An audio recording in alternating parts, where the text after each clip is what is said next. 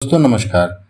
आज संविधान निर्माता बाबा साहेब डॉक्टर भीमराव अंबेडकर का महापरिनिर्वाण दिवस है। देश के पहले कानून मंत्री और समाज सुधारक बाबा साहब का जीवन सामाजिक भेदभाव के बीच बीता। इसी भेदभाव के बीच उनके बदले हुए सरनेम की नींव पड़ी। जातिगत भेदभाव के कारण ही वो पहले भीमराव सकपाल से भीमराव अंबेडकर बने और फिर भीमराव अंबेडकर संघर्ष के तमाम पड़ाव पार करने के बाद बने बाबा साहब डॉक्टर भीमराव अंबेडकर। 14 अप्रैल 1891 को मध्य प्रदेश के छोटे से गांव में महू में जन्मे डॉक्टर भीमराव अंबेडकर की मां का नाम भीमाबाई और पिता का नाम रामजी मालोजी सकपाल था। इसीलिए भीमराव का शुरुआती सरनेम सकपाल ही था। महार जाति से ताल्लुक़ रखने के कारण लोग इन्हें निचली जाति का मानते थे, अछूत मानते थे। यही वजह है कि बेहद कम उम्र में ही इन्हें भेदभाव और सामाजिक दुराव से गुजरना पड़ा। बचपन से ही प्रभावशाली होने के बावजूद इन्हें जातिगत शब्दों का सामना करना पड़ा। इसी कारण स्कूल में इनका नाम लिखवाते समय पिता रामजी ने सरनेम में सकपाल की जगह अंबेडकर लिखवाया। अंबेडकर उपजाति की वजह थी उनका गांव। दरअसल वे कोंकण के अंबाडवे गांव के मूल निवासी थे, इसीलिए गांव के नाम पर अंबेडकर सरनेम लगाया। तब इनका नाम लिखा गया भीमराव अंबेडकर। भीमराव अंबेडकर के नाम में अंबेडकर शब्द जुड़ने का किस्सा स्कूल के दिनों से ही शुरू था। बाबा साहब पढ़ने लिखने में काफ़ी तेज थे। इसी खूबी के कारण स्कूल के एक शिक्षक कृष्णा महादेव अंबेडकर उनके खास स्नेह करते थे। कृष्णा महादेव अंबेडकर एक ब्राह्मण थे। खास स्नेह के कारण शिक्षक कृष्णा महादेव ने भीमराव के नाम में अंबेडकर सरनेम जोड़ दिया। इस तरह बाबा साहब का नाम हो गया भीमराव अंबेडकर। इसके बाद ही इन्हों अंबेडकर नाम से पुकारा जाने लगा।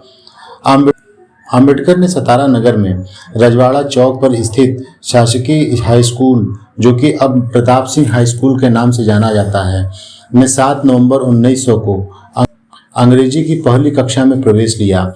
इसी दिन से उनके शैक्षिक जीवन का प्रारंभ हुआ। इसीलिए 7 नवंबर को महाराष्ट्र में विद्यार्थी दिवस के रूप में मनाया जाता है।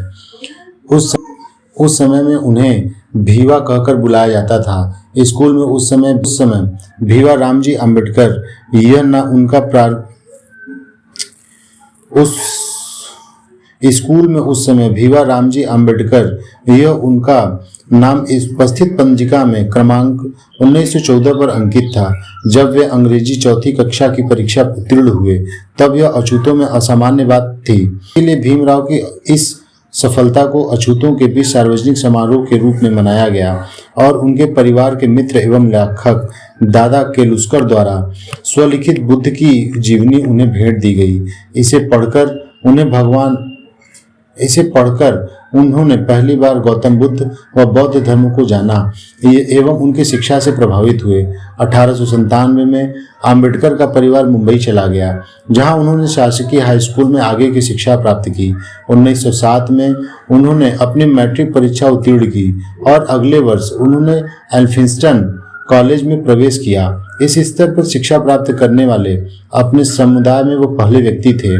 1912 तक उन्होंने बॉम्बे विश्वविद्यालय में अर्थशास्त्र और राजनीति विज्ञान में बीए की डिग्री प्राप्त की और बड़ौदा राज्य के सरकार में काम करने लगे। 1913 में अंबेडकर 22 वर्ष की आयु में संयुक्त राज्य अमेरिका चले गए, जहां उन्हें सयाजीराव गायकवाड़ तृतीय द्वारा स्थापित एक योजना के अंतर्गत कोलंबिया विश्वविद्यालय में स्नातकोत्तर शिक्षा के अवसर प्रदान करने के लिए 3 वर्ष के लिए $11.5 प्रति माह बड़ौदा राज्य की छात्रवृत्ति प्रदान की गई। वहां पहुंचने के तुरंत बाद वे लिविंगस्टन हॉल में पारसी मित्र नवल भतेन के साथ बस गए। जून 1915 में उन्होंने अपनी एमए की परीक्षा पास की, जिसमें अर्थशास्त्र प्रमुख विषय और समाजशास्त्र, इतिहास शास्त्र, दर्शन शास्त्र और मानव विज्ञान यह अन्य विषय थे। उन्होंने स्नातकोत्तर के लिए प्राचीन भारतीय वाणिज्य विषय पर शोध कार्य प्रस्तुत किया। 1916 में उन्हें अपना शोध कार्य भारत का राष्ट्रीय लाभांश, एक ऐतिहासिक और विश्लेषणात्मक अध्ययन के लिए दूसरी कला स्नातकोत्तर प्रदान की गई और अंततः उन्होंने लंदन की राह ली। 1916 में अपने तीसरे शोध कार्य ब्रिटिश भारत में प्रांतीय वित्त का विकास के लिए अर्थशास्त्र में पीएचडी प्राप्त की। अपने शोध कार्य को प्रकाशित करने के बाद 1927 में अधिकृत रूप से पीएचडी प्रदान की गई। 9 मई को उन्होंने मानव विज्ञानी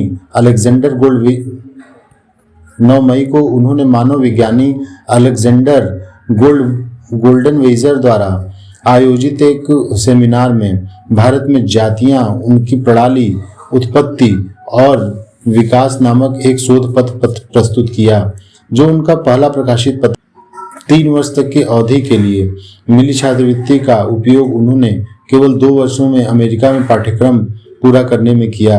अक्टूबर 1916 में ये लंदन चले गए और वहां उन्होंने ग्रेजिन में बैरिस्टर कोर्स के लिए प्रवेश लिया और साथ ही लंदन स्कूल ऑफ इकोनॉमिक्स में भी प्रवेश लिया, जहां उन्होंने अर्थशास्त्र की डॉक्टरेट थीसिस पर काम करना शुरू किया।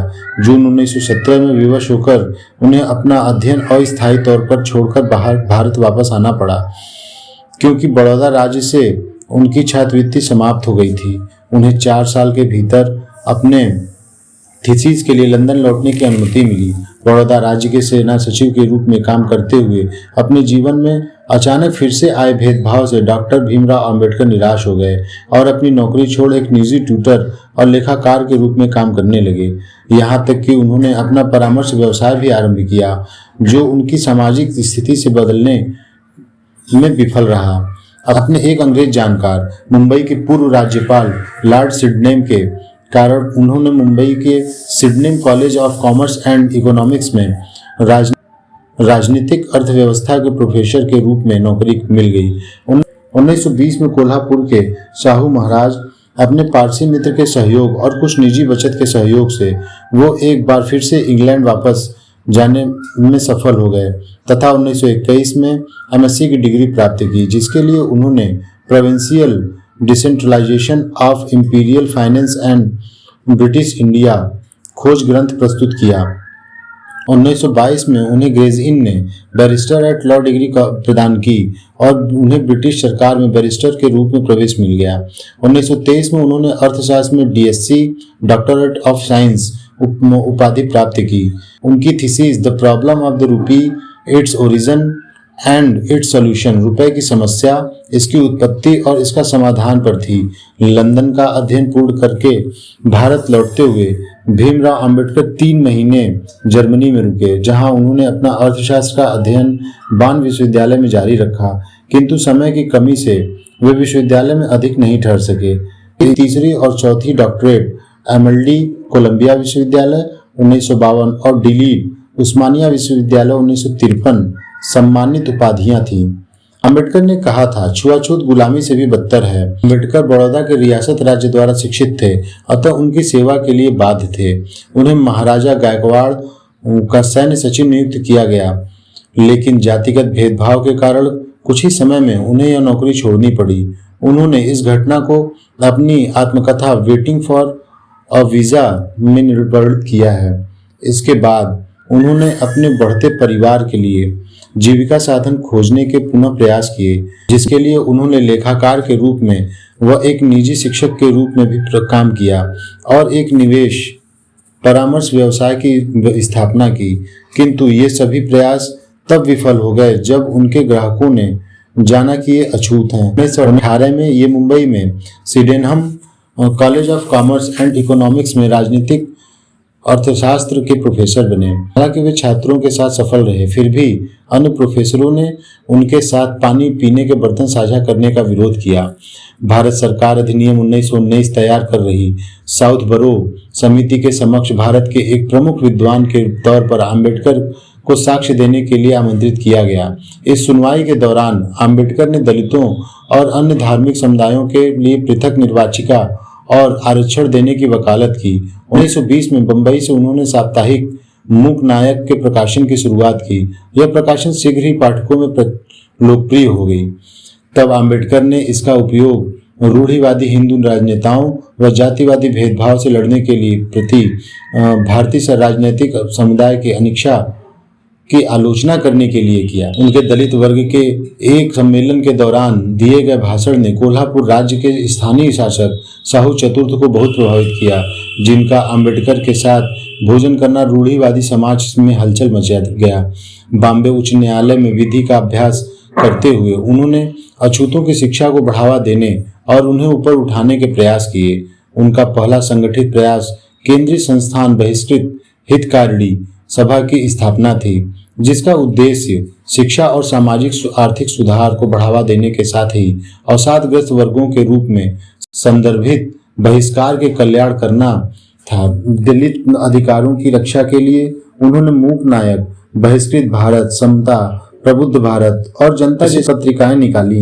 1925 में उन्हें बम्बई प्रेसिडेंसी समिति में सभी यूरोपीय सदस्यों वाले साइमन कमीशन में काम करने के लिए नियुक्त किया गया। के विरोध में भारत भर में विरोध प्रदर्शन हुए, जहां इसकी रिपोर्ट को अधिकतर भारतीयों द्वारा अनदेखा किया गया।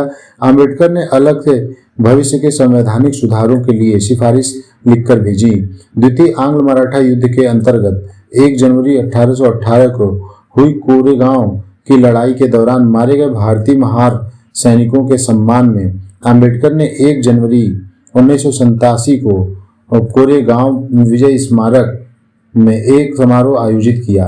यह महार समुदाय से संबंधित सैनिकों के नाम संगमरमर के एक शिलालेख पर खुदवाए गए तथा कोरेगांव को दलित अभियान का प्रतीक बनाया। सन 1927 तक डॉक्टर अंबेडकर ने छुआछूत के विरुद्ध एक व्यापक एवं सक्रिय आंदोलन आरंभ करने का निर्णय लिया। उन्होंने सार्वजनिक आंदोलनों, सत्याग्रहों और जुलूसों के द्वारा पेयजल के सार्वजनिक संसाधन समाज के सभी वर्गों के लिए खुलवाने के साथ ही उन्होंने अछूतों को भी हिंदू मंदिरों में प्रवेश करने का अधिकार दिलाने के लिए संघर्ष किया। महाड़ शहर में अछूत समुदाय को भी नगर के चौदार जलाशय से पानी लेने का अधिकार दिलाने के लिए सत्याग्रह चलाया। 1927 के अंत में सम्मेलन में अंबेडकर ने जाति भेदभाव और छुआछूत को वैचारिक रूप से न्याय संगत बनाने के लिए प्राचीन हिंदू पाठ मनुस्मृति, जिसके कई पद खुलकर जाति भेदभाव व जातिवाद का समर्थन करते हैं, कि सार्वजनिक रूप से निंदा की और उन्होंने औपचारिक रूप से प्राचीन पाठ की प्रतियां जलाईं। 25 दिसंबर 1927 को उन्होंने हजारों अनुयायियों के नेतृत्व में मनुस्मृति की प्रतियों को जलाया। इसकी स्मृति में प्रतिवर्ष 25 दिसंबर को मनुस्मृति दहन दिवस के रूप में अम्बेडकरवादियों और हिंदू दलितों द्वारा मनाया जाता है। 1930 में अम्बेडकर ने 3 महीने के तैयारी के बाद कालाराम मंदिर सत्याग्रह आरंभ किया। कालाराम मंदिर आंदोलन में लगभग 15,000 स्वयंसेवक इकट्ठे हुए, जिससे नासिक की सबसे बड़ी प्रक्रिया हुई। जुलूस का नेतृत्व एक सैन्य बैंड ने किया। स्काउट्स का एक बैच, महिलाएं और पुरुष पहली बार भगवान को देखने के लिए अनुशासन, आदेश और दृढ़ संकल्प में चले गए थे। जब वे द्वार तक पहुंचे तो द्वार ब्राह्मण अधिकारियों द्वारा बंद कर दिए गए। अम्बेडकर 2 बार भारतीय संसद के ऊपरी सदन राज्यसभा में महाराष्ट्र का प्रतिनिधित्व करने वाले भारत की संसद के सदस्य बने थे। राज्यसभा सदस्य के रूप में उनका पहला कार्यकाल 3 अप्रैल 1952 से 2 अप्रैल 1956 के बीच था और दूसरा कार्यकाल 3 अप्रैल 1956 से 2 अप्रैल 1962 तक आयोजित किया जाना था, लेकिन कार्यकाल समाप्त होने से पहले 6 दिसंबर 1956 को ही उनका निधन हो गया। 30 सितंबर 1956 को अंबेडकर ने अनुसूचित जाति महासंघ को खारिज करके रिपब्लिकन पार्टी ऑफ इंडिया की स्थापना की घोषणा की थी, लेकिन पार्टी के गठन से पहले 6 दिसंबर 1956 को उनका निधन हो गया। उसके बाद उनके अनुयायियों और कार्यकर्ताओं ने इस पार्टी के गठन की योजना बनाई।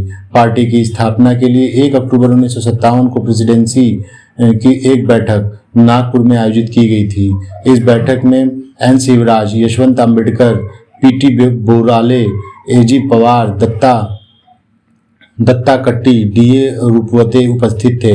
3 अक्टूबर 1957 को रिपब्लिकन पार्टी ऑफ इंडिया का गठन किया गया और एन शिवराज को पार्टी के अध्यक्ष के रूप में चुना गया था। अम्बेडकर ने अपनी पुस्तक हु वर द शूद्रास के द्वारा हिंदू जाति व्यवस्था के पदानुक्रम में सबसे नीची जाति यानी शूद्रों के अस्तित्व में आने की व्याख्या की। उन्होंने इस बात पर भी जोर दिया कि किस तरह से अति शूद्र शूद्रों से अलग हैं। 1948 में हुए वेयर इन शूद्रास की उत्तर कथा में the untouchable a thesis on the origin of untouchable में अम्बेडकर ने हिंदू धर्म को लताड़ा।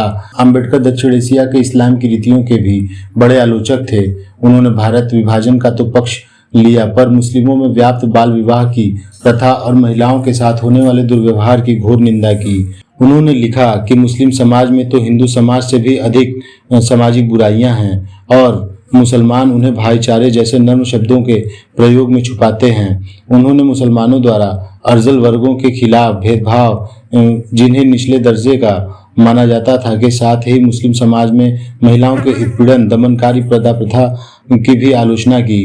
उन्होंने कहा कि हालांकि पर्दा हिंदुओं से भी होता है, पर उसे धार्मिक मान्यता केवल मुसलमानों ने दी है। उन्होंने आगे लिखा कि भारतीय मुसलमान अपने समाज का सुधार करने में विफल रहे हैं, जबकि इसके विपरीत तुर्की जैसे देशों ने अपनों को बहुत बदल लिया है।